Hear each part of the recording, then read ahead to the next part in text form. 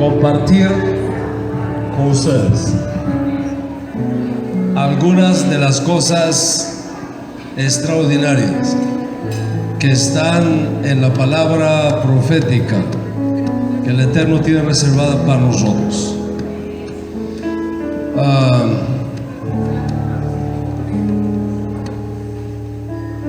Mi esposa y yo hemos venido hablando antes de llegar a este día acerca de qué temática dentro del contexto de este evento sería apropiado en el espíritu para compartir con ustedes.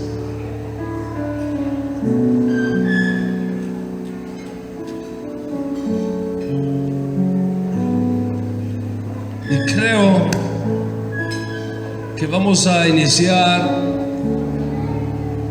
con la conferencia de hoy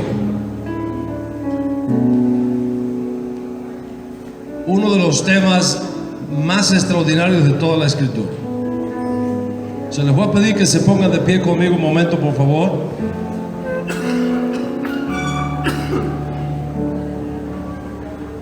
Y vamos a orar.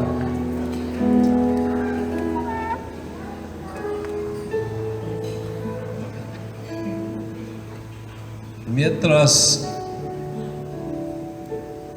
elevamos nuestro corazón a nuestro Padre que está en los cielos, dile que te hable, que te haga sensible,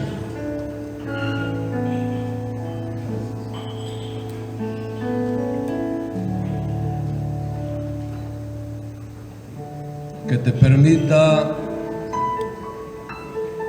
el honor de escuchar su voz.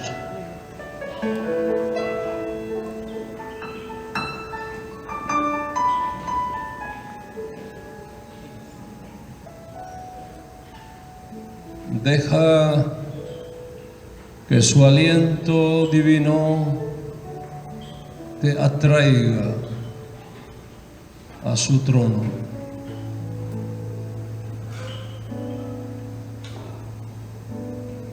Que tu alma reciba el influjo de su presencia.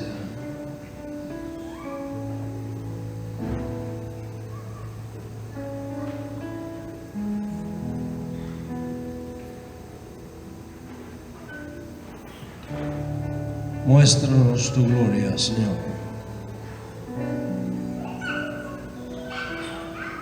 Y asístenos.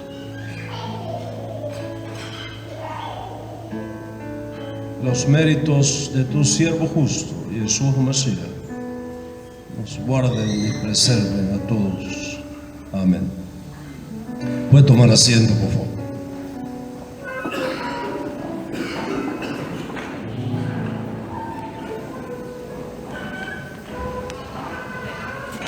Bueno, espero que puedan mirar. Y si no lo pueden hacer, oriéntense hacia las pantallas. De tal manera que podamos tener una idea de lo que vamos a estar compartiendo esta noche con ustedes. Raíces hebreas del cristianismo.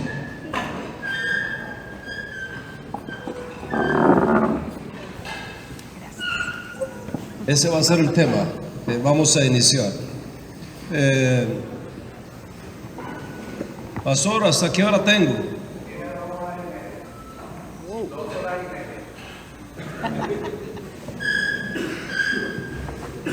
Raíces hebreas del cristianismo. Raíces hebreas del cristianismo.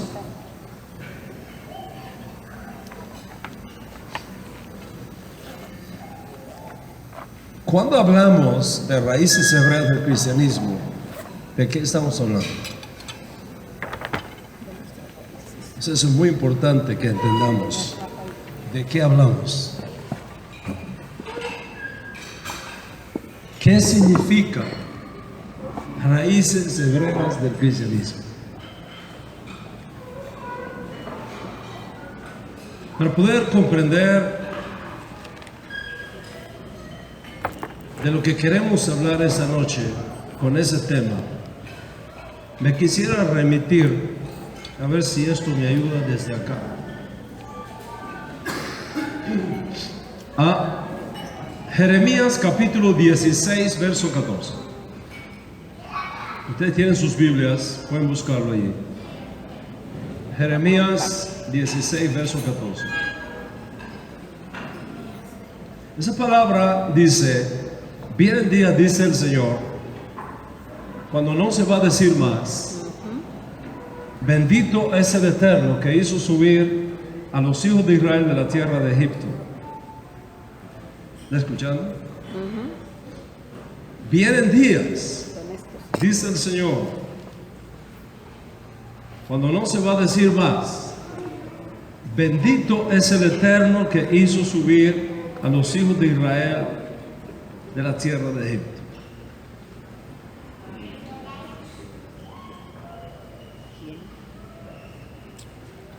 Entonces, si eso no es lo que se va a decir,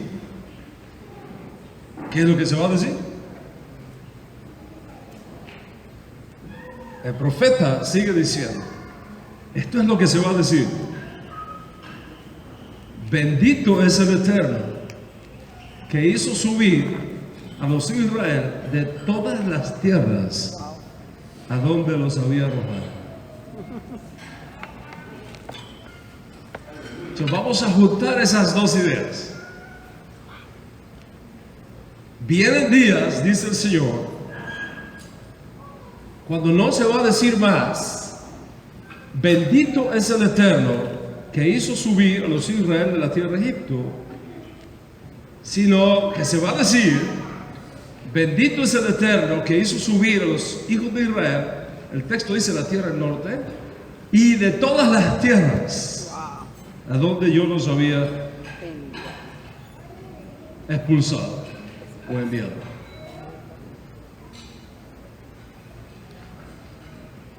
Cuando uno reflexiona acerca de la grandeza de esta profecía, no puede sino bendecir al Eterno con todo el corazón y con todo el alma. ¿Por qué razón? En la teología judía hay un principio de interpretación de la Escritura muy importante.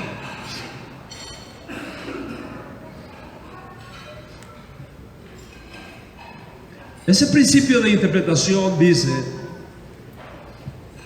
que cuando dos textos o dos palabras o dos frases de la Escritura coexisten,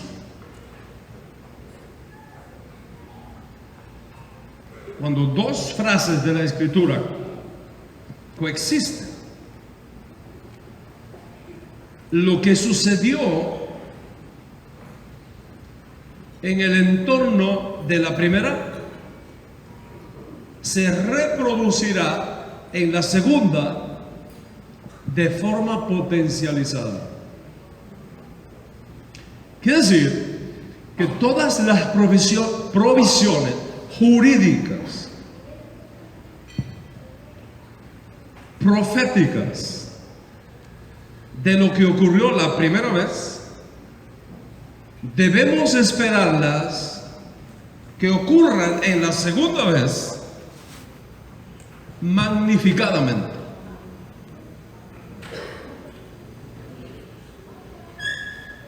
Si aplicamos ese principio de interpretación de la Torá a este pasaje del profeta Yirmiyahu, descubrimos algo espectacular y extraordinario. Porque esa frase que hizo subir a los hijos de Israel de Egipto nos ubica en Éxodo, nuestra primera redención.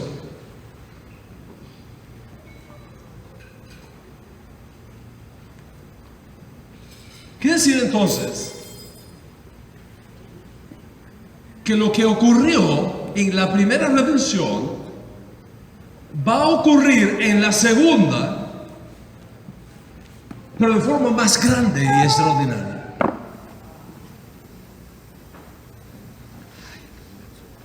Si entendemos entonces lo que pasó en la primera, podemos tener una idea de lo que va a pasar en la segunda.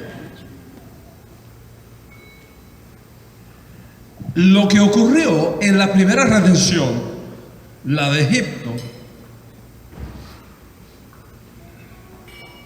está lejos de ti por el tiempo. Pero la segunda está cerca de ti porque te alcanzó ese tiempo. En otras palabras, tú no eres parte de la generación que salió de Egipto, pero sí eres parte de la generación que va a decir: algo más grande que lo que pasó en Egipto ha sucedido.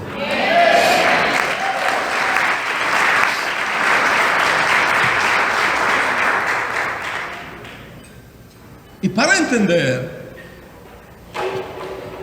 la riqueza de lo que aquí tenemos, pensemos en algunas de las cosas grandes que pasaron en Egipto en la primera redención. Porque en la misma medida en que reflexionamos acerca de lo grande que ocurrió en la primera redención, podemos tener una idea de lo extraordinariamente grande que espera por nosotros en la segunda y final redención. Amén. La primera cosa extraordinaria que pasó en la primera redención, la de Egipto, fue que Dios eliminó la idolatría de Egipto completamente. Dios echó abajo todos los dioses egipcios completamente.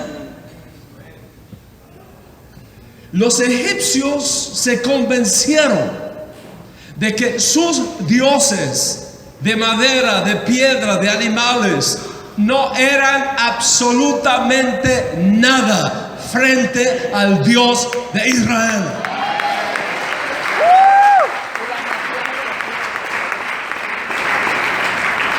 Ellos eran politeístas.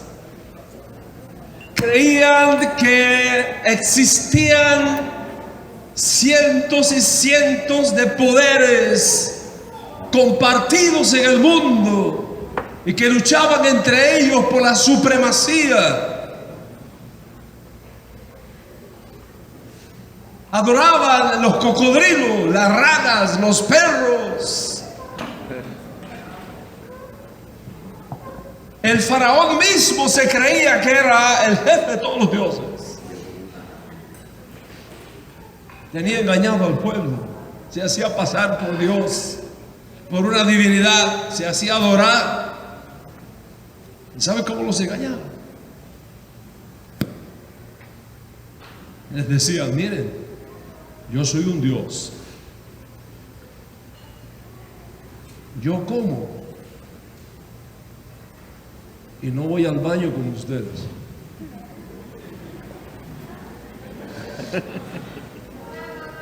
Yo bebo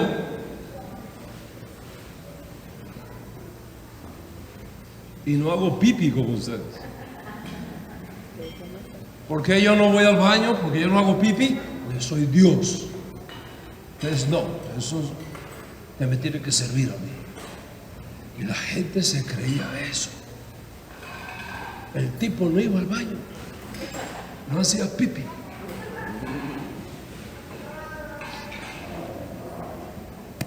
¿Sabes cómo hacía? Por la mañanita, cuando todo el mundo dormía, él se metía en el río Nilo. Y cuando nadie lo veía, hacía sus cosas. Así que la primera cosa que Dios hizo, le dijo: Moisés, Aarón, vayan al río cuando él se esté bañando. Y cuando está el faraón ahí en el agua haciendo sus cosas, te voy a volver las aguas rojas como sangre. Y salió todo lo rojo para arriba. Y la gente se dio cuenta que él hacía pipí y hacía pupu. Y Dios destruyó la divinidad falsa del faraón aquel día en Egipto. Lo destruyó completamente. Pero no solamente destruyó la falsa deidad del faraón, sino el resto de los dioses de Egipto. Vinieron plagas y plagas y plagas. Cada plaga destruía una divinidad. Cada plaga destruía una divinidad. Hasta que quedó una sola por destruir. La de los perros. Los egipcios creían que los perros eran divinos. De hecho, los egipcios practicaban la hechicería. Eran muy fuertes en eso. Si alguien quería aprender hechicería, tenía que ir a Egipto. Los hechiceros egipcios eran tremendamente poderosos. Tan poderosos que hasta imitaron el milagro de la vara convirtiéndose en culebras, como Moshe Rabbeinu. Ellos tenían una habilidad para utilizar las fuerzas del mal, que una vez un judío fue a Egipto y compró un burro, lo trajo para Israel, y cuando cruzó el río Jordán, el burro se hizo sabio. Era falso, era un burro falso, creado por los hechiceros. Imagínate el poder que tenía. Tengan cuidado cuando vaya a Egipto.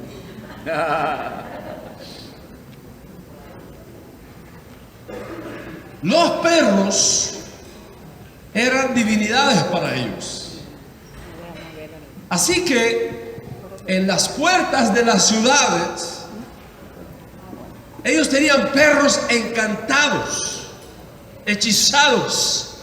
Y cuando algún esclavo quería escaparse, los perros le ladraban y le iban encima. Nadie se podía mover por los perros. No estaban en las puertas de Egipto. Moisés, el enviado de Hashem, le dijo al faraón: para que sepas que hasta el último de los perros lo voy a eliminar. Cuando saque a mi pueblo aquí, ni los perros ladrarán. Ni los perros ladrarán. Cuando nuestro pueblo salió de Egipto, todos aquellos perros se hechizaron, se fosilizaron, se quedaron piedras. Y el impacto fue tan grande que miles y miles y miles de egipcios se convirtieron al Dios de Israel.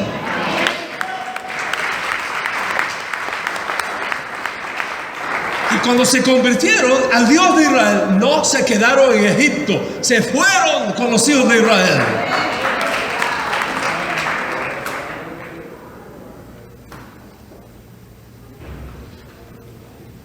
¿Esto es grande o no es grande? Espectacular. Pero dice el profeta Jeremías: viene el día cuando no se va a decir más: bendito es el Eterno que hizo sacar a los hijos de Israel de Egipto, sino que se va a decir otra cosa que va a ser más grande.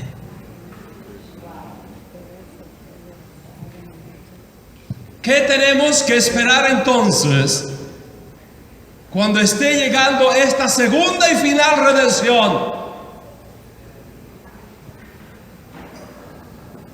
Si en la primera Dios destruyó todas las divinidades en Egipto, geográficamente limitadas, en la segunda redención, que es más grande, no en Egipto, en el mundo entero serán destruidas las falsas divinidades, los falsos dioses. Vienen días, dice el Señor,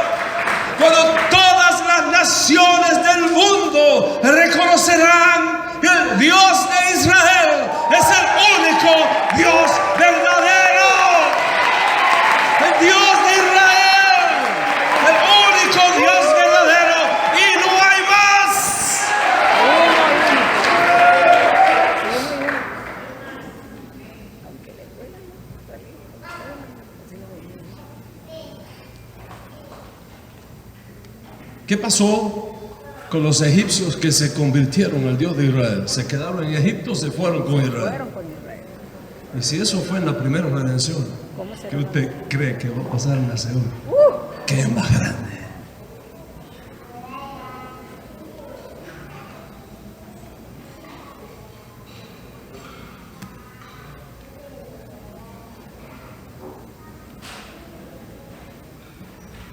Todas las mentiras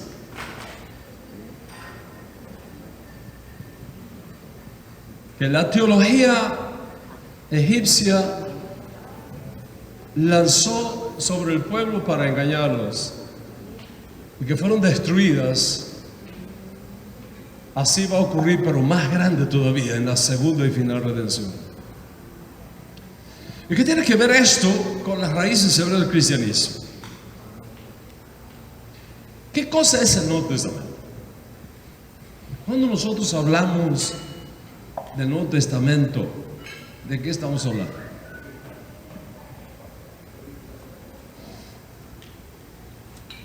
Nosotros hablamos del Nuevo Testamento. La gente va a una librería, compra una Biblia, compra un Nuevo Testamento. No tienen la menor idea de dónde viene todo eso. Nuevo Testamento, eso que se conoce popularmente como Nuevo Testamento, es una colección de escritos judíos. Es una colección de escritos judíos. Los escritores del Nuevo Testamento, el mensaje del Nuevo Testamento, la teología del Nuevo Testamento, la enseñanza del Nuevo Testamento es de naturaleza hebrea.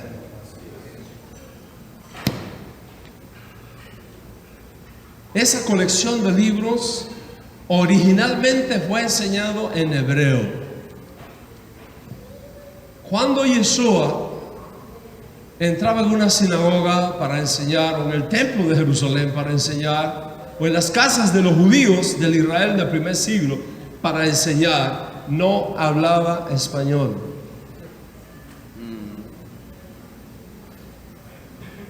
Hoy día la gente lee el Nuevo Testamento en español y lee las frases de Yeshua, los discursos de Yeshua en español. Y puede pensar que él lo hacía en español. No lo hacía en español, lo hacía en hebreo.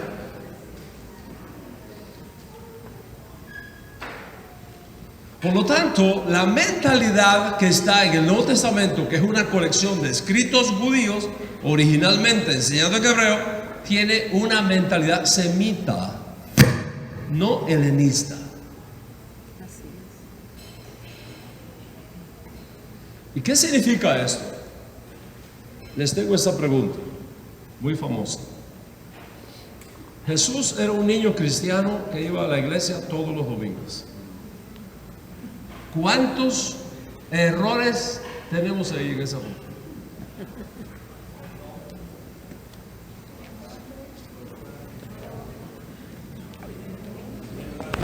¿Cuántos errores históricos hay ahí? Jesús era un niño cristiano que iba a la iglesia todos los domingos. Primero, que no es Jesús, era Yeshua. Ese es primero. ¿Okay? No vamos a caer acá en semántica. Si usted dice Jesús, pues diga Jesús, ¿ok? Diga Jesús, no hay problema. El tema es que Yeshua nunca oyó en su vida que alguien le llamara Jesús.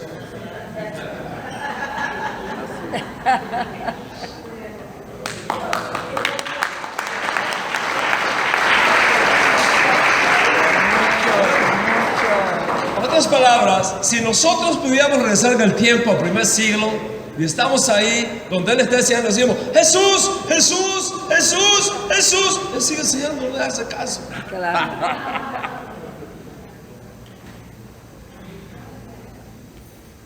Esa es la primera cosa, no es Jesús, es Yeshua. Y los nombres propios no se traducen.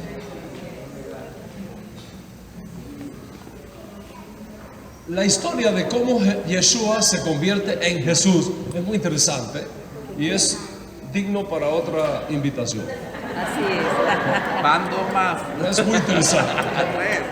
¿Y la otra cuál fue? Esa es la primera cosa, que no es Jesús, es Yeshua. La segunda cosa es que no fue un niño cristiano, fue un niño judío. No había cristiano en esa época. No existía el cristianismo en esa época. Si no existían ni cristianos, ni existía el cristianismo, ¿cómo va a ser un niño cristiano? No un niño cristiano, era un niño judío. Tercera corrección. No iba a la iglesia, iba a la sinagoga. Viste. No había iglesias en los días de Yeshua, como nosotros entendemos el concepto hoy día. No había iglesia, había sinagogas, estaba el templo de Jerusalén, ahí él iba. Así es. Y los domingos, No, jamás. Shabbat, el Shabbat. So, si no es Jesús, si no es Yeshua, ¿por qué tú le dices Jesús? Por tradición. No te sientas mal, estamos hablando entre amigos. Por tradición. ¿Por qué, si era un niño judío, le decimos que era un niño cristiano? ¿Por qué, si no iba a la iglesia, si no a la sinagoga, insistimos en la iglesia? Y si no iba los domingos, si no los sábados, ¿por qué si tú vas los domingos y no los sábados? La razón es porque tú recibiste eso de una tradición que vinieron de tus padres. Tú lo recibiste. Tú eres parte de esa tradición. Tus padres te entregaron lo mejor que ellos tenían para ti. Porque a su vez eso fue lo que a ellos le dieron. Y si seguimos esa cadena hacia atrás, hacia atrás, hacia atrás, podemos descubrir cuándo y quién hizo el cambio. Así es. Pero eso es para otra invitación. Así es, Andrés. Y ya sabemos que en los días de Yeshua las cosas eran así, ¿verdad? ¿Cuál fue la pregunta que se hicieron los apóstoles en el primer siglo? ¿Cuál fue la pregunta que se hicieron los apóstoles judíos en el primer siglo? Después que nuestro santo maestro Yeshua Mashiach fue subido arriba. ¿Cuál fue la pregunta? ¿Qué vamos a hacer con los judíos que han creído que Yeshua es Mashiach? ¿Esa es la pregunta? No. En ningún lugar del Nuevo Testamento tú vas a encontrar que los apóstoles se hicieron esa pregunta. La pregunta que ellos se hicieron fue: ¿qué vamos a hacer con los gentiles que han creído? ¿Qué vamos a hacer con los gentiles que han creído? ¿Que han creído qué cosa? No hay Yeshua en la Torah. Que han creído que Yeshua es el Mesías, a través de cuyos méritos no solo los judíos, sino también los gentiles tienen parte en la redención. ¿Qué vamos a hacer con ellos? Hechos capítulo 15. Un grupo respondió diciendo: tienen que hacerse judíos según el rito de Moisés. Es el primer grupo. Estamos hablando de judíos creyentes en Yeshua del primer siglo. ¿Qué vamos a hacer con los gentiles que se convierten? Lo que hay que hacer es decirles que se hagan judíos, que según el rito de Moisés. Según el rito de Moisés significa que se le circuncide, se le haga su conversión y se les convierta en judíos, se les haga judíos. Es una posición muy fuerte de muchos creyentes judíos en Yeshua en el primer siglo. Otro grupo decía: no tienen que hacerse judíos, sino ser aceptados como justos de las naciones. Esas son las dos posiciones. Hubo una reunión de todos los líderes, estuvieron días, usted lo lee en Hechos 15 en 5 minutos, eso fueron un montón de días que estuvieron discutiendo este asunto, hasta que llegan a una conclusión. Los creyentes de origen no judío no están obligados a guardar la ley de Moisés dada al pueblo hebreo, ni vivir como judíos.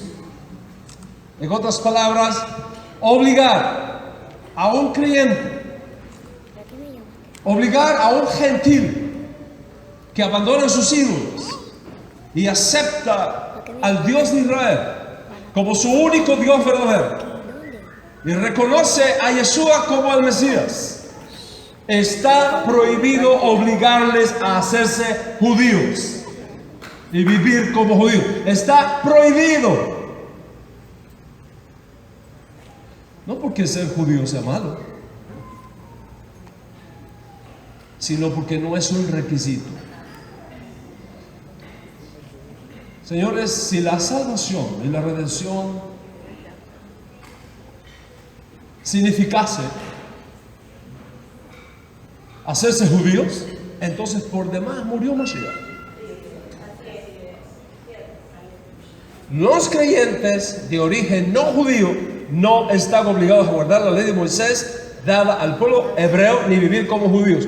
Los creyentes de origen judío pueden vivir entre los judíos y en las comunidades judías respetando los 7 mandamientos universales y todas las derivaciones éticas y festivas del judaísmo. En otras palabras, el judaísmo es la única religión del mundo que tiene 2 características.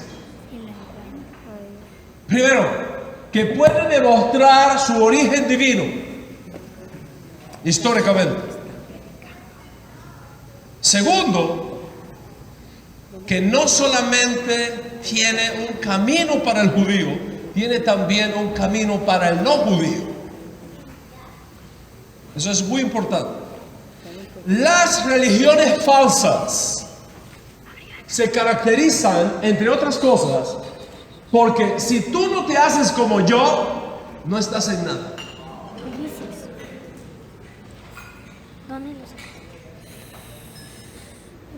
El judaísmo no es así. En el judaísmo hay un camino extraordinario para el judío y hay un camino extraordinario para los no judíos, unidos en un mismo propósito.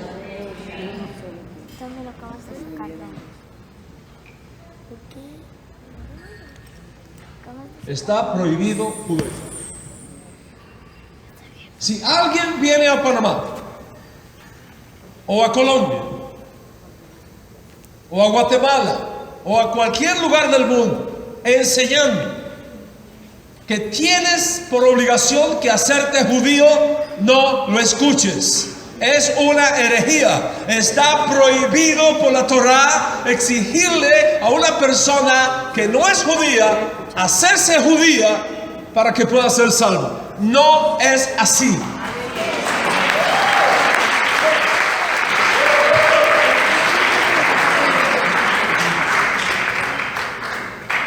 Repito, no porque ser judío sea malo, todo lo contrario. Es buenísimo. Es buenísimo.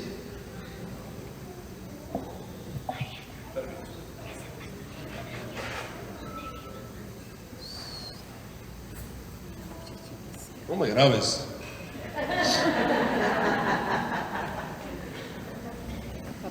¿Qué estaba diciendo que se me olvidó? No es malo para nada ser judío, ¿verdad que no? Para nada. Todo lo contrario. ¿De qué aprovecha ser el judío? Muchísimo, de todas maneras. Eso es otra cosa. El punto no es que hacerse judío sea malo.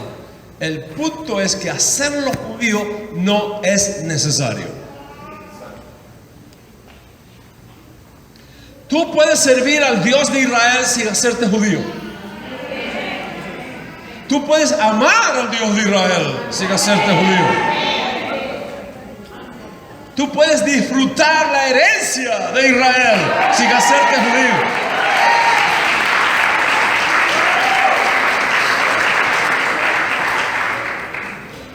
Hay un judaísmo para los no judíos.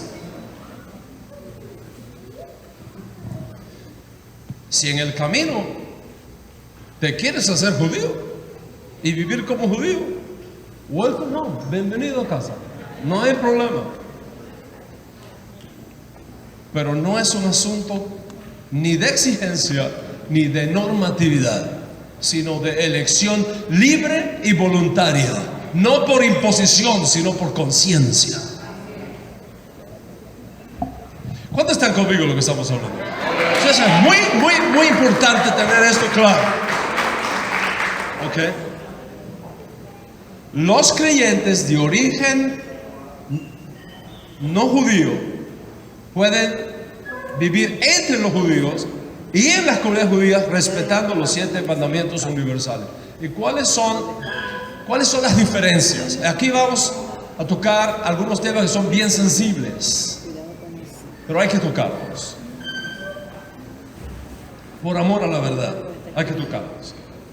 ¿Cuáles son las diferencias básicas entre el hacerse judío y justo de las naciones? Aquí están 5 señales de pacto que son exclusivas del pueblo judío. Son sus funciones fundamentales, su trabajo fundamental. Primero, Brit Milá, el pacto de la circuncisión. El Brit Milá, pacto de la circuncisión. Esa operación quirúrgica que se hace según el rito de Moisés. Voy a aclarar aquí 2 cosas.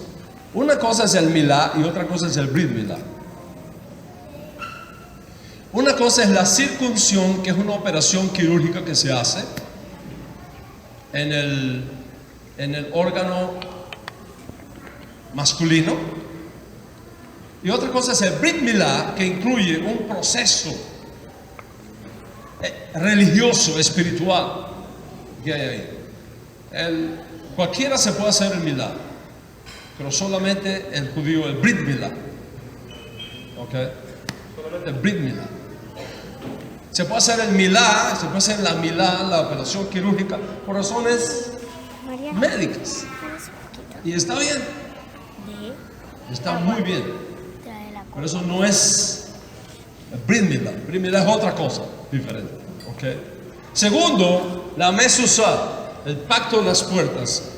Toda casa judía en sus puertas debe tener una Mezuzá. Dentro de esa Mezuzá, que es una carta muy bonita de diferentes artes, dentro de esa Mezuzá hay un manuscrito en hebreo que contiene serias promesas, serios compromisos de alianza específica entre el pueblo judío y el Dios de Israel. Si tú no eres judío, no puedes poner eso en la puerta de tu casa. Eso es solamente para el Yehudí. Tengo un amigo, estábamos en Israel, estábamos en una librería judía y había unas mezuzas, unas preciosísimas. Y él se me acercó y dijo: quiero comprar esto, ¿lo puedo hacer? Mi amigo, lo amo entrañablemente, le dije: no puede. Es una señal de pacto para el judío. Tercera señal de pacto, el tzitzit, el pacto de las ropas. Lo llevamos por dentro. Es parte de nuestro compromiso, de nuestra alianza con el Eterno. Y vestimos esto adentro, lo llevamos ahí con nosotros todo el tiempo. Solamente si eres judío. Si no eres judío, no lo puedes hacer, porque es señal de pacto. Cuarto, el Shabbat como pacto del Éxodo. El Shabbat como pacto del Éxodo. Ahora, recuerda que antes del Éxodo, Dios nos entregó a la humanidad el Shabbat. Los no judíos pueden santificar Shabbat en memorial de la creación, pero como pacto del Éxodo, de la salida del Éxodo, solamente el pueblo de Israel puede hacerlo. Porque es señal de pacto que Él nos sacó del Éxodo de Egipto, de la mano del faraón. Los justos de las naciones santifican Shabbat en memoria de la creación. Y el quinto es el tefilín. Es unas tiras de cuero que nos ponemos en el brazo y en la cabeza, donde hay unos manuscritos escondidos ahí, que son señales de pacto. Solamente si eres judío lo puedes hacer. Son 5 señales de pacto.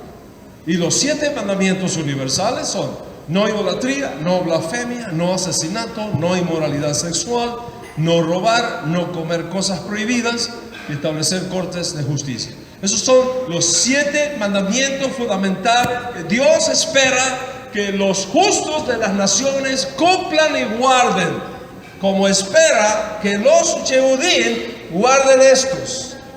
Entonces, ¿qué pasa? Cuando los judíos hacemos lo que tenemos que hacer, y cuando los justos de las naciones hacemos lo que tenemos que hacer, nosotros tenemos cosas que tú no tienes. Tú tienes cosas que nosotros no tenemos. Cuando unimos lo que tú tienes con lo que yo tengo, juntos echamos abajo el reino del mal. Y esa es la idea. Ese es el plan.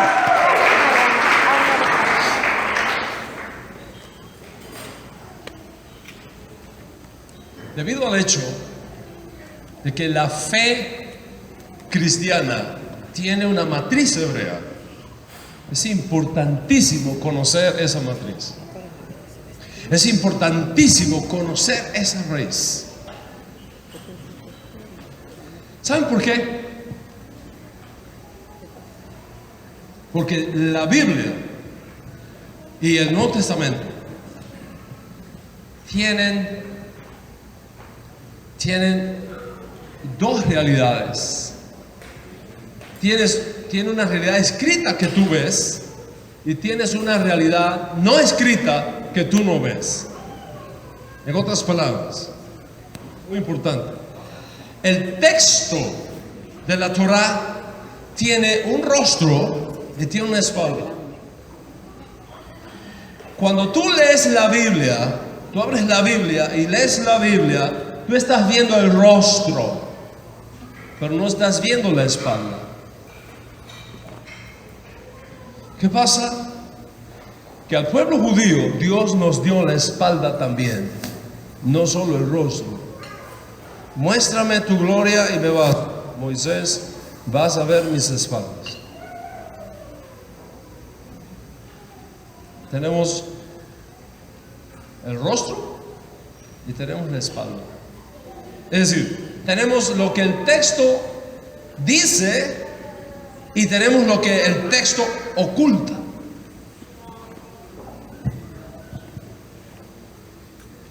En otras palabras, la Torah, la Biblia judía y el Nuevo Testamento, como colección de libros judíos, no solamente tiene un mensaje que tú puedes ver, sino que tiene un entorno cultural que explica ese mensaje y que la mayoría de las veces no podemos ver, excepto que lo estudiemos.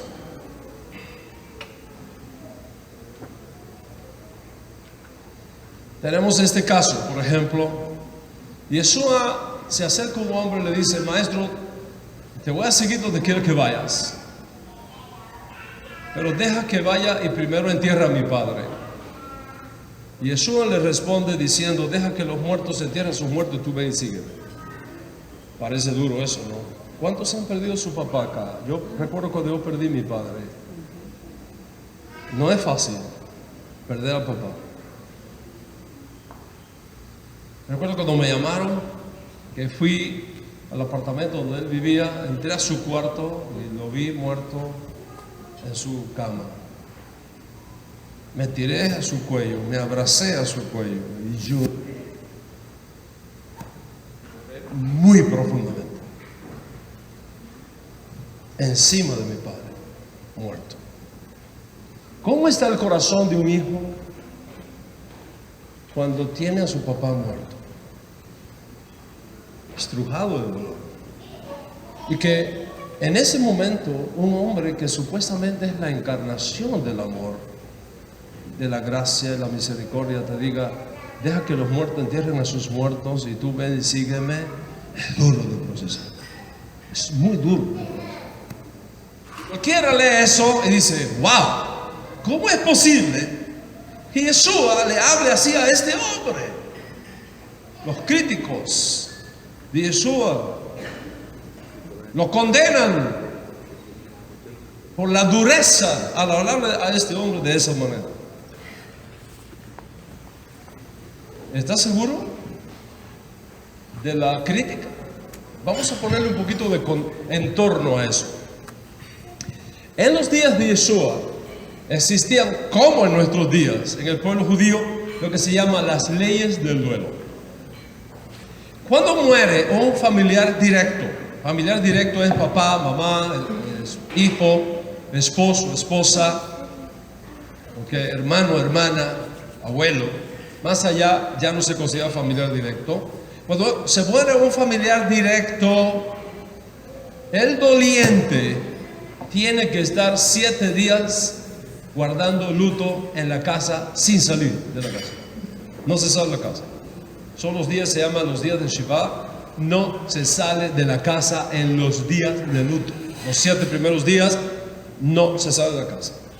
Todo el mundo está sentado en la casa llorando, los vecinos vienen, los amigos vienen, lloran con él, le ayudan a procesar todo ese dolor. Después del entierro empiezan los 7 días de luto. La familia, los amigos traen la comida a la casa, no permiten que los dolientes cocinen. Toda la comunidad se junta para ayudarle a procesar ese dolor por 7 días.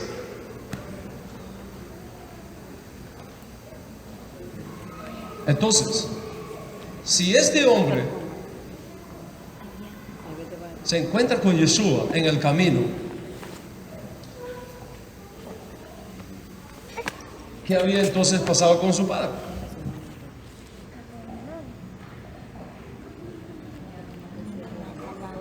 ¿Lo ven? Si el padre llevaba ya 7 días enterrado, y por eso es que él está en el camino. ¿Me sigue? Ya está en el camino. Ya su papá había sido enterrado. Ya había pasado los 7 días de Shiva y por eso estaba fuera de la casa. Entonces, ¿qué pasa? Que al año, cuando termina el duelo, la costumbre era sacar los restos, colocarlos en un nicho pequeño, llevarlos lo más cerca posible de Jerusalén. Se lee el testamento y se reparte la herencia.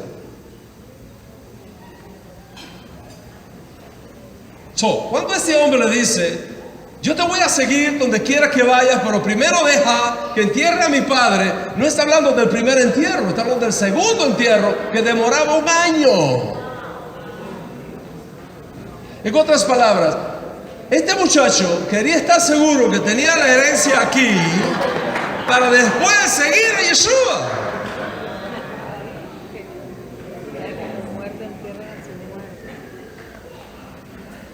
¿Entiendes el entorno que está ahí detrás? Cuando Yeshua le dice: oye, deja que los muertos entierren a sus muertos, deja la cuestión de la herencia en las manos de tu familia, yo no puedo esperarte 1 año.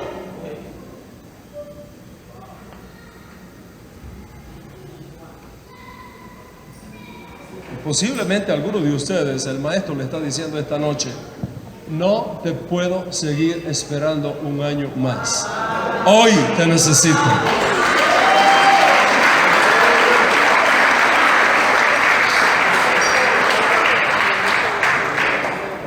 Ahora, lees eso en la Biblia, en el Nuevo Testamento, en el Código Real.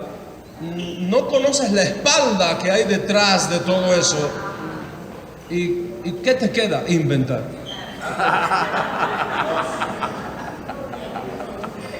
Es duro, pero es la verdad. Y eso es lo que la mayoría de la gente que no tiene sus raíces hebreas claras hace. Vive inventando. Y como la gente que escucha tampoco tiene punto de referencia, se lo cree todo también.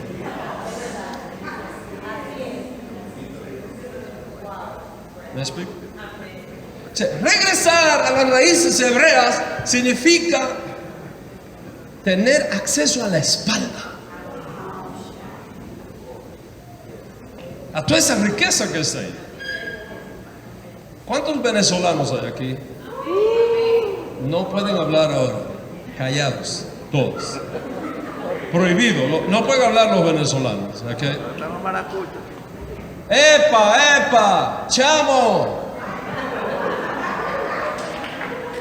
Dile a tu data que no sea tan pichirre y deje ir los pavos a la casa. ¿Qué significa eso? Venezolanos. ¿Qué significa eso? Bueno, tienes que hacer una exégesis de esa frase. Te buscas un diccionario y buscas pavo. Me llamó la atención, pavo. Familia de las aves con plumas multicolores. Y anotas en tu agenda, pavo es esto. Y anotas. Has preparado tu discurso, ¿no? Después sigue y dice, pichirre, pichirre, pichirre, pichirre. Por analogía, debe ser el pichón, el hijo del pavo. Pichirre, el hijo del pavo. Y así haces tu exégesis inventando. Te presentas el domingo en la escuela dominical y dice, aquí estamos, vamos a hablar en el texto que dice, ¡epa! Se les va a dar la exégesis. Este señor está hablando del pavo real, está dando una clase de zoología extraordinaria, maravillosa. Mire, ahí tiene el pavo. Y empieza a hacer tu PowerPoint del pavo. Y del pichón del pavo. Y de la importancia de cuidar las aves. Y de la importancia de no dañar la fauna del país. Todo el mundo aplaude. ¡Oh, tremenda exégesis!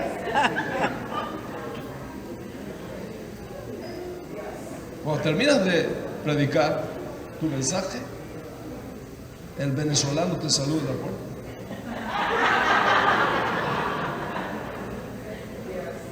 Y le dice, conferencista, ¿puedo hablar algo privado con usted?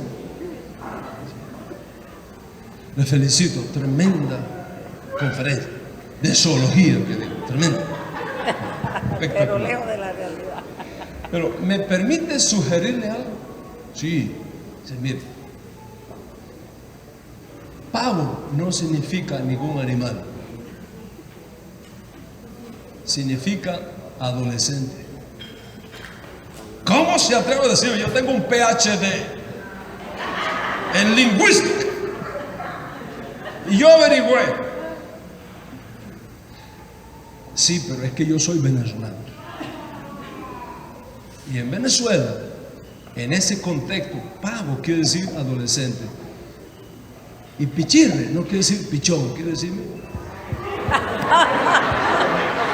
No me diga. Entonces, ¿qué es lo que quiere decir? Mire, le voy a decir lo que quiere decir. Eso dice, oiga señor, no sea tan tacaño. Dele plata a su muchacho que vaya a la fiesta que tengo en la casa. Eso es lo que quiere decir. Mira todo el enredo para llegar ahí. Así estamos al pobre. Si eso pasa en nuestra propia lengua, en nuestras propias culturas, en nuestros propios países, ¿Cómo será? ¿te imaginas en el mundo judío hace 2000 años atrás en una lengua completamente diferente? ¿Verdad? Sonríe, que el Eterno le ama muchísimo.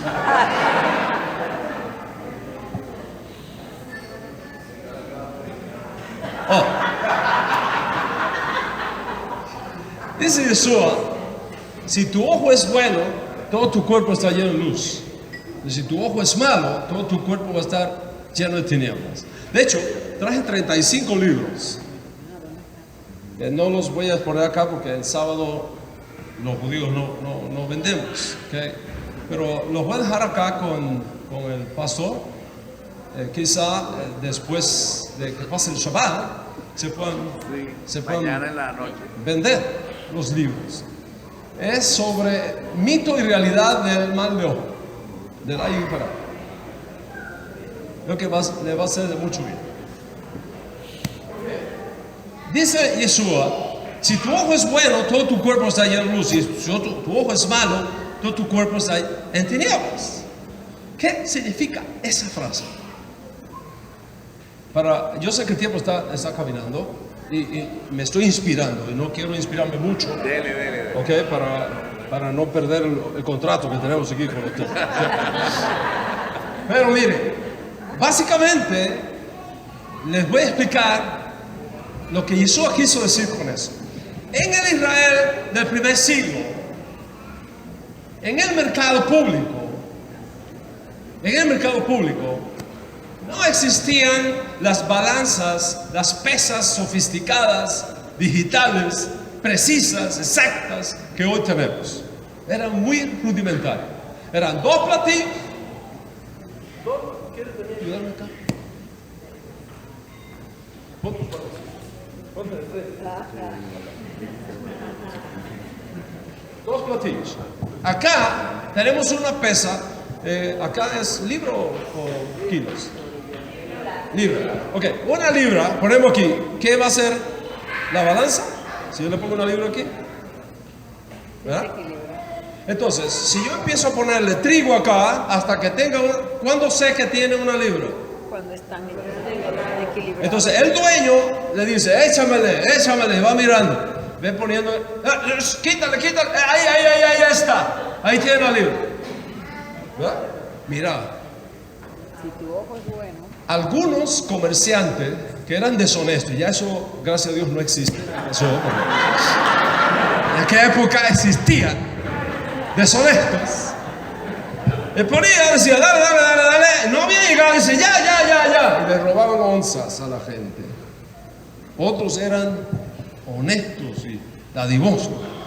Y no solamente le iban poniendo, sino que más bien se pasaba un poquito y decía, ok, ahí dale. A los que le robaban, le decían ojo malo. A ese comerciante le decían, tiene el ojo malo, cuidado, tiene el ojo malo. Al que era dadivoso, le decía, ojo bueno, mire bien. Gracias, hermano, cariño. wow, ¿qué les parece? ¿Qué es lo que está diciendo Yeshua? Si tú tienes el ojo bueno, si tú eres una persona dadivosa y generosa, todo tu cuerpo va a estar lleno de luz.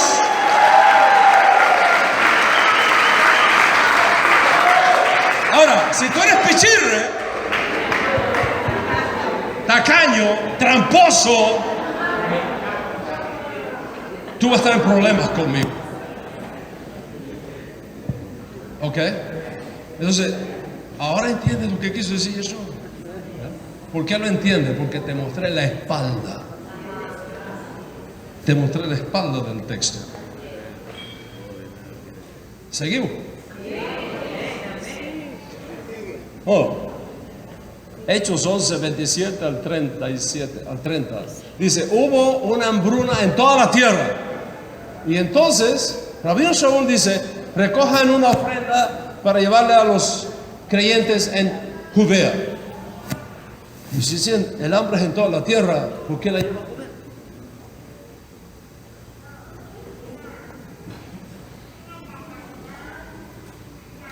Dice, vino hambre a toda la tierra.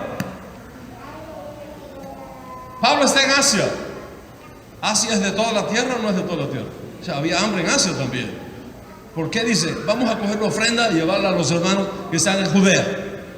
Si el hambre es de toda la tierra. Hay una inconsistencia ahí. La inconsistencia se resuelve cuando entendemos que en el judaísmo del primer siglo, cuando se decía toda la tierra, era toda la tierra de Israel, no del resto del mundo.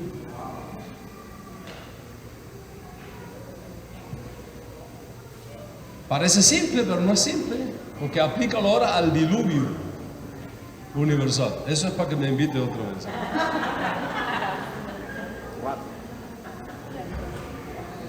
Dice que Yeshua llegó a casa de Simón el leproso. ¿Cómo llegar a casa de Simón el leproso si la Torah prohibía a los leprosos estar en las casas?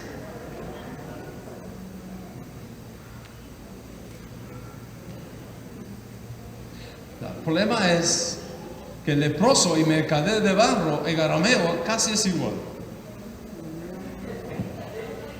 El que tradujo no sabía Y puso y leproso. metió leproso. Cuando va en contra de la Torah, va en contra de la ley de Moisés. Era un mercader de barro. ¿Cómo puede pasar un camello por el ojo de una aguja? ¿Eh? Se lo voy a dejar para la próxima invitación. La mujer que tocó el borde del manto. Del talit. ¿Qué fue lo que tocó? ¿Por qué esa mujer quiso tocar el borde del manto? Ah, ¿dónde está mi talit, Hani? Déjeme mostrarle qué fue lo que tocó. Porque vean un momentito los misterios que hay.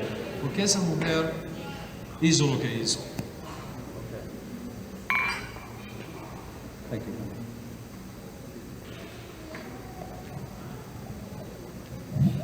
En los días de Yeshua, todos los varones judíos vestían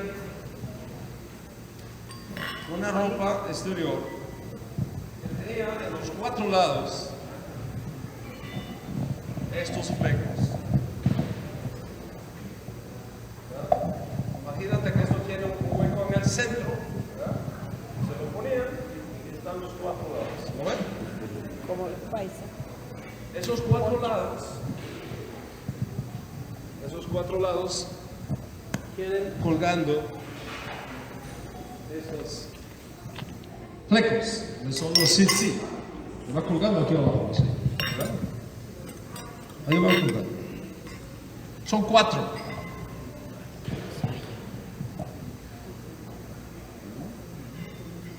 ¿Por qué son 4?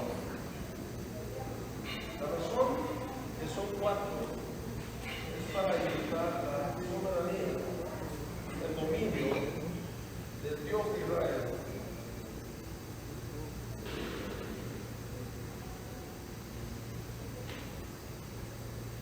Para indicar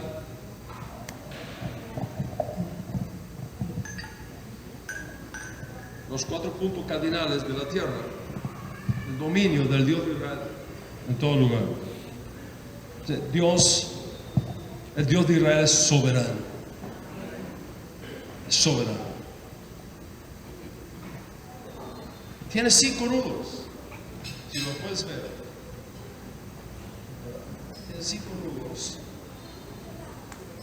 indicando así los 5 libros de la Torah: Génesis, Éxodo, Levítico, Números, Deuteronomio, los 5 números de la Torah. Y entre nudo y nudo, desde arriba hacia abajo, hay una combinación de vueltas que va en 7, 8 y 11. Si sumas todo esto, 7, 8 y 11, te da el número 26, que es el número de Dios de Israel, de Yud-Heh-Vah-Heh.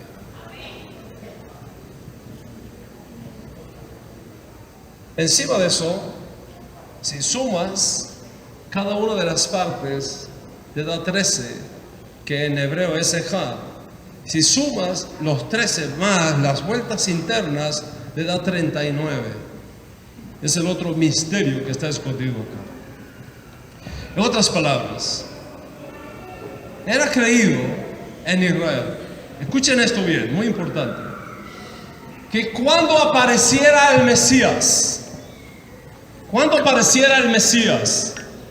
si alguien le tocaba su manto, sería sano de cualquier enfermedad que tuviese. Pero solamente los varones podían hacer eso. Las mujeres no podían tocar a los hombres. Hoy día nosotros saludamos a las mujeres y le damos un saludo cariñoso. En los días de Yeshua eso está prohibido. Las mujeres no podían tocar a los hombres. Esta mujer tenía flujo de sangre. Todas las mujeres saben de qué se trata. Normalmente, todos los meses, biológicamente hablando, la mujer tiene pérdida de sangre. Y en esa pérdida de sangre hay pérdida de hierro y otros minerales que son muy importantes. Por eso la mujer tiene que cuidarse mucho y alimentarse muy bien cuando está en esos periodos. Pero imagínate una mujer que todos los días esté perdiendo sangre. ¿Cómo está la salud de esa mujer? Primero. Segundo, no podía ir a la sinagoga en esas condiciones. No podía ir al templo en esas condiciones. No podía hacer absolutamente nada en esas condiciones. Acuérdate que en aquella época no había toallas sanitarias como la que tú compras en la farmacia fácilmente por $5. ¿Cómo guardaba ella los niveles mínimos profilácticos en un mundo donde no había toallas sanitarias para la mujer? Fue difícil. No tienen ustedes idea de la vergüenza, de la debilidad, del deshonor, de la culpabilidad, de todos esos sentimientos encontrados en la vida de una mujer. Y encima de eso, no podía acercarse a los hombres. No obstante todos esos obstáculos, ella vio en Yeshua al Mesías. Digo, aunque sea contrario a las reglas, aunque sea contrario al protocolo, yo voy a tocar el borde de su manto. Se abrió paso entre la multitud y lo tocó. Y el maestro se voltea y le dice: ¿quién me ha tocado? Maestro, todo el mundo te está tocando. Todo el mundo te aprieta por todos lados. ¿Qué hacen los hombres? ¿Cómo tú dices? ¿Qué te estoy diciendo? Alguien me tocó diferente, porque yo sentí que de mí salió virtud sanadora. Y la mujer queda descubierta. Le cuenta toda la historia que ya ustedes conocen. De manera que cuando esa mujer toca el manto de Yeshua, mire todo lo que estaba en la mente de ella y en el corazón de ella, creando emuná, creando fe.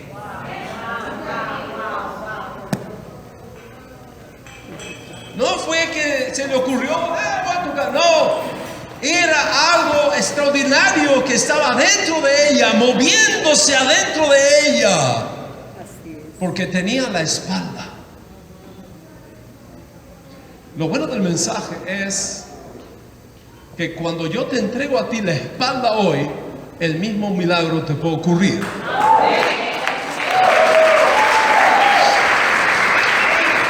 ¿Sabes por qué? Porque no hay un tiempo de milagros, hay un Dios de milagros.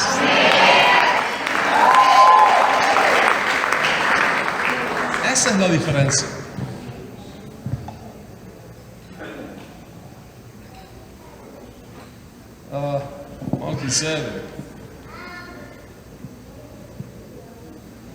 Está escrito en algún lugar del Nuevo Testamento, en la carta a los Yehudim, a los hebreos, de Melquisedec, sin padre, sin madre, sin genealogía.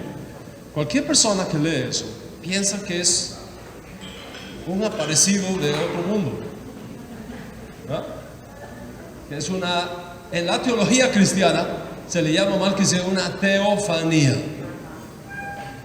Eso es lo que conoce la teología cristiana.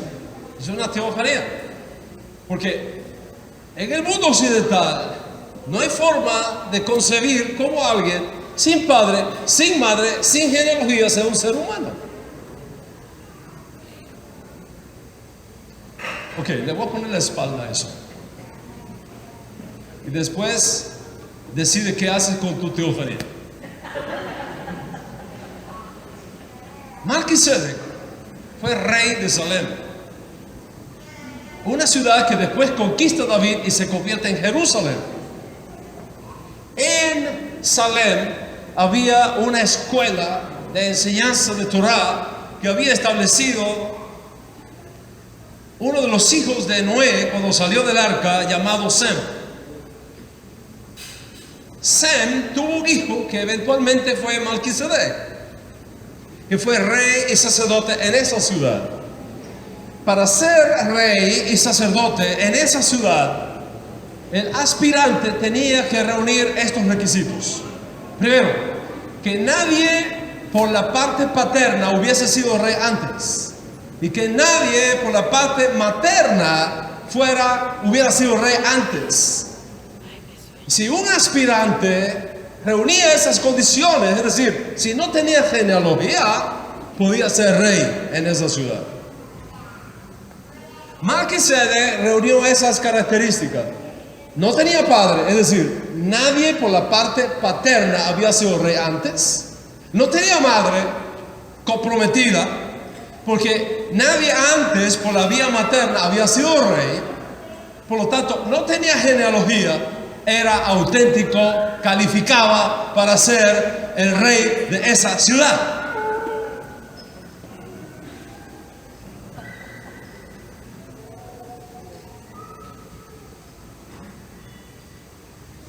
Abraham le dio los diezmos de todo lo que había ganado a Melquisedec. No es ningún aparecido, no es ninguno venido de Marte, de Júpiter. Un ser humano, hijo de Sem, hijo de Noah, hijo de Abraham. ¿Cuál es la relación entonces entre Melquisedec y Yeshua? ¿Cómo puede ser Yeshua sacerdote si él es judío? Y el sacerdocio no fue dado a Judá, fue dado a Leví. Esa es la relación. Eso es lo que se está discutiendo en el libro de Hebreos. El autor, posiblemente el apóstol Pablo o uno de sus discípulos, la carta no dice quién fue el escritor. El escritor de los Hebreos hace esa relación y dice: Yeshua es sacerdote, pero no sacerdote según el orden de Aarón, es sacerdote según el orden de Melquisedec. En otras palabras, no es sacerdote por herencia, es sacerdote por decreto del cielo.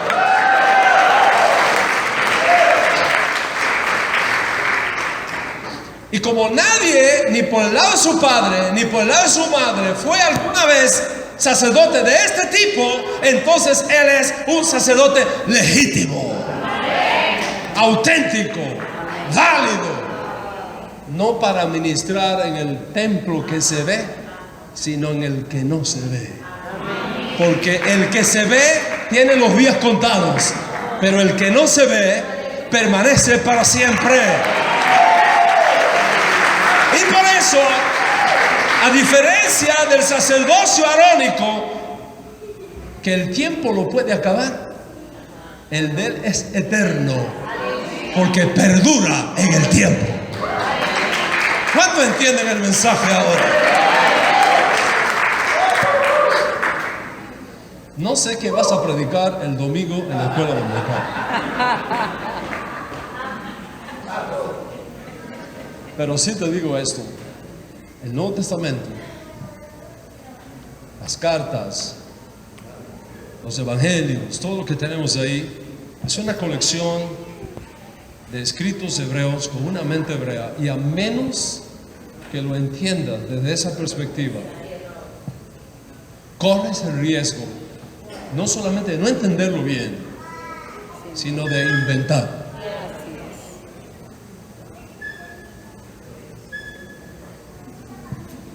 Pero si en la primera redención la revelación fue grande y la segunda es más grande, entonces imagínate lo que espera para ti en este tiempo de redención final.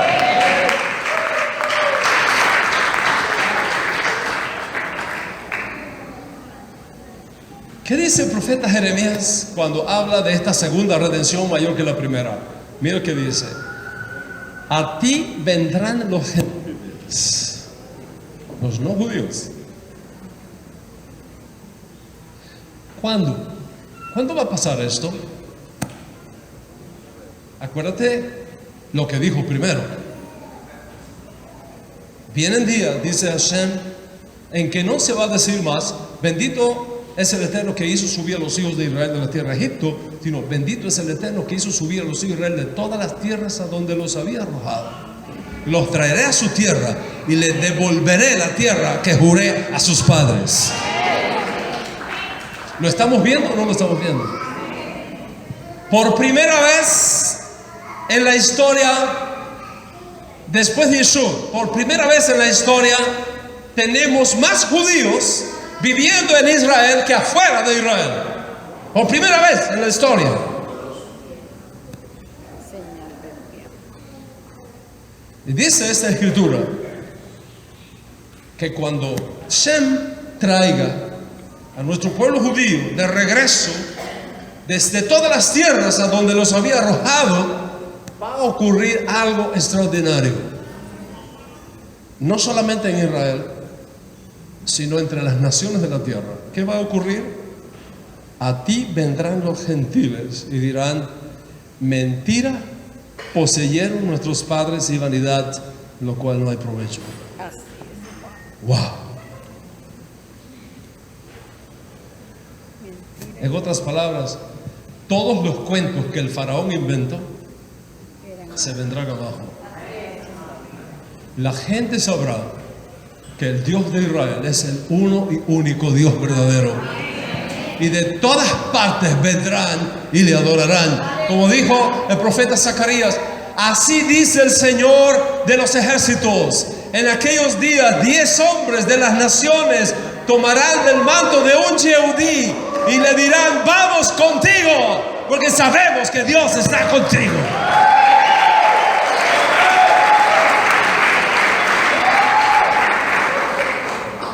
Estos son los tiempos.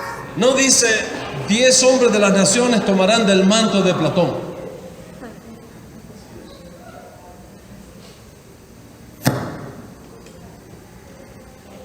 Sonríe, que a Hashem le ama muchísimo.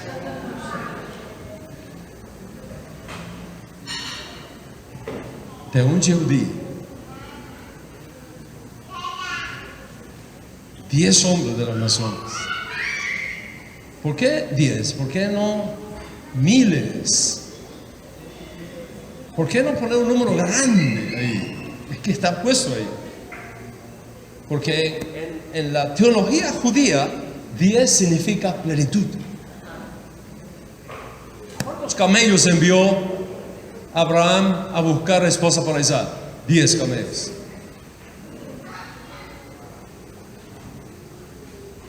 Diez significa lo que representa totalidad. ¿Qué cosa es el diezmo? 10 de 100, porque diezmo representa la totalidad. Entonces, cuando dice ahí, en aquellos días 10 hombres de las naciones, no piensen matemáticamente 10, significa la totalidad de los hombres, la mayoría de ellos. Dice Jeremías 2:3, Isaías 2:3: vendrán muchos pueblos y dirán: venid y subamos al monte del Señor, a la casa del Dios de Jacob, para que nos enseñe sus caminos y andemos en sus sendas. Las naciones vendrán y aprenderán sus caminos. Amén. No para divertir el intelecto, y lo es, para vivirlos, para andar en ellos. Porque si la adquisición del conocimiento es solamente para satisfacer tu intelecto, eso es solo humanismo. Y Dios quiere que vayas más allá de eso. Dios quiere que no solamente seas un mejor hombre, sino que seas un evangelio vivo.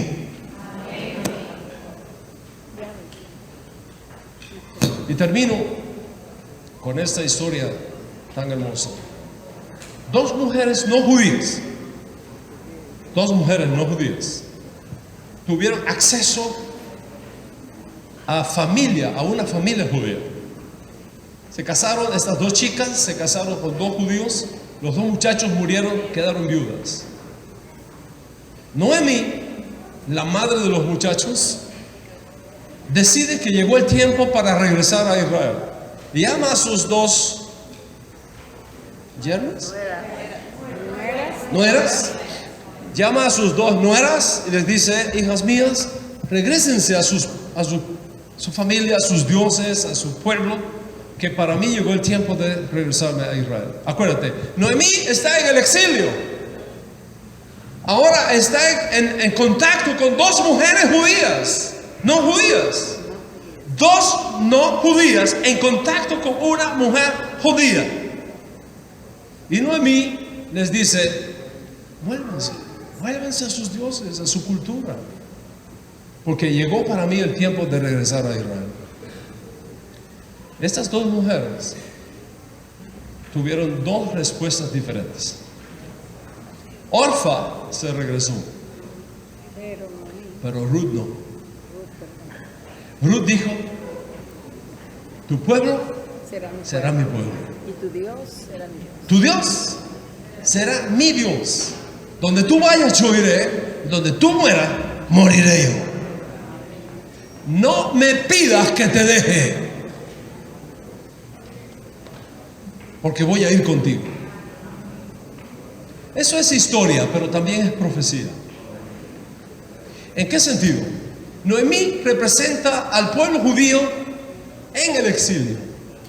Cuando llega la hora de Noemí, el pueblo judío del exilio, a regresar a Israel, vamos a esperar dos respuestas en las naciones. Un grupo se regresará a sus dioses, a sus costumbres, a sus ídolos, a su manera de hacer las cosas,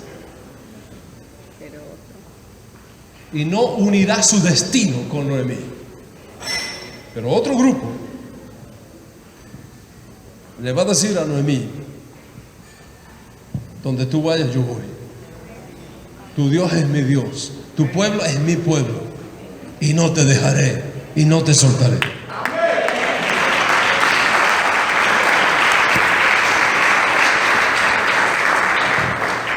Es mi convicción en esta noche de Shabbat que estoy en presencia de un pueblo al que podemos identificar como Ruth.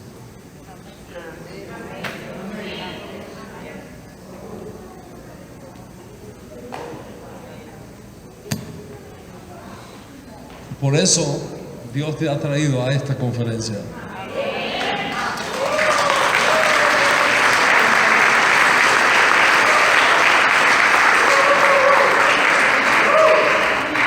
Alguien te habló de la tremenda música que íbamos a tener aquí esta noche y por eso te atrajo la música y decidiste venir. Otros te invitaron a una cena y decidiste venir. Y todo eso tiene su lugar y es bueno. Pero por encima de todo eso, una fuerza superior a ti te trajo.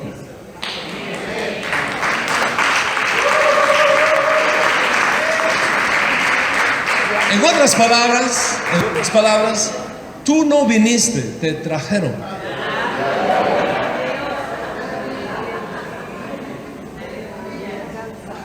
¿Y quién te trajo? El Dios de Israel.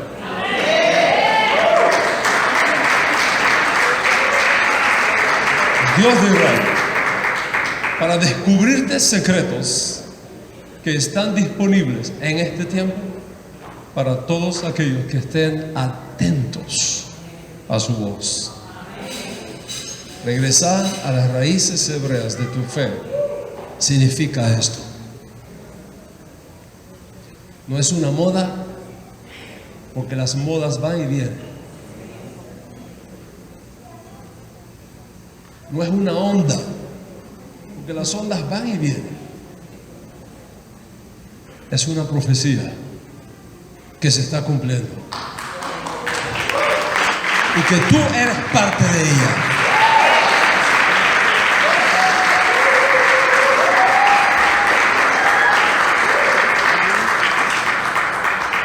Y concluyo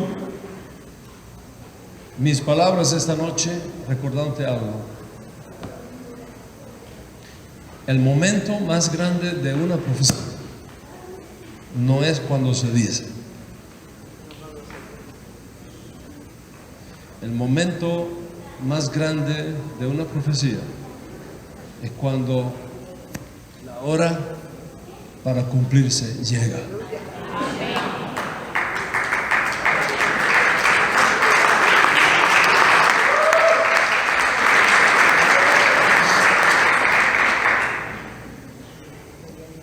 Y cuando tú te encuentras con la profecía, o por decirlo correctamente, cuando la profecía viene a tu encuentro, tú puedes hacer dos cosas. O te apartas y la dejas que pase, o te unes a ella y te mueves con ella.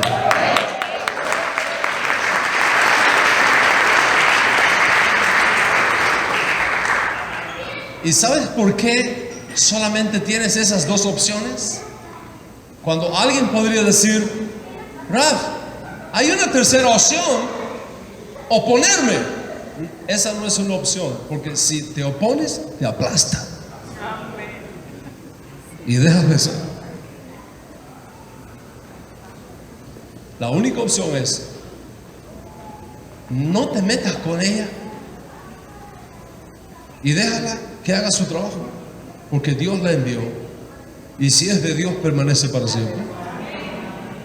O júntate a ella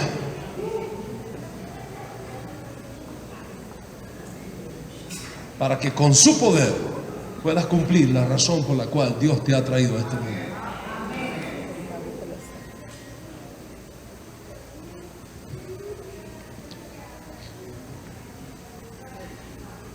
En mis palabras concluyen aquí, pero no el mensaje. El mensaje tiene que seguir ahora contigo.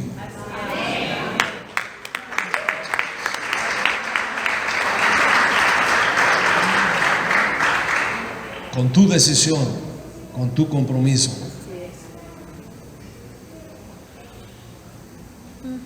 Con tu entrega. Feliz el pueblo que entienda esto. Feliz el pueblo a quien Dios Todopoderoso le revele sus secretos.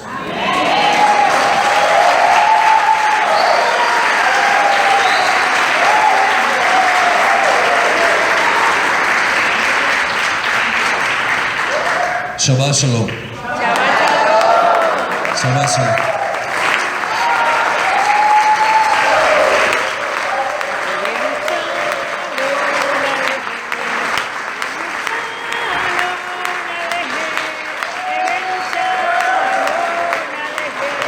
Bueno, mañana empezamos a la 1 de la tarde con adoración. Recordamos, miren lo que pasó hoy. Mucha gente se quedó sin comer porque estábamos acostumbrados a otra programación. Llegaron tarde, no pudieron comer. Espero que el domingo venga con su primicia porque es año nuevo. Y se anunció que llegaran a las 5. Y los esperamos a las 5 en punto porque el protocolo del domingo es el mismo de hoy. Recibimos el año nuevo, cenamos y después viene la charla. Por eso la gente llegó tipo 7:30, 8, ya no había comida. Entonces los bendigo, cubrimos los aires con la sangre del Cordero Inmolado y declaramos bendición para sus casas. Estamos en Shabbat, no pelee con nadie, por favor, y decretamos. El salón de mañana es el piso 9.